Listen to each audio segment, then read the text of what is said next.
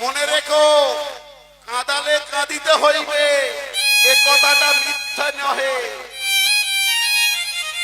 আজ তুমি একটা অবলা প্রাণী মুরগিকে কেটে হত্যা করে রন্ধন করে তুমি তার মাংস খাচ্ছ।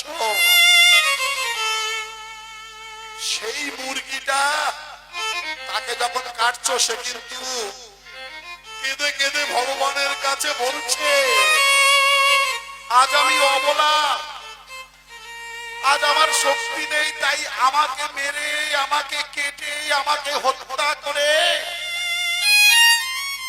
তুমি তোমার রসনা তৃপ্ত করছো। আগামী জন্মে তুমি হবে অবলা, তুমি হবে দুর্বল, আমি হব সবল। তোমায় কেটে মেরে রন্ধন করে আমি সেবা করব।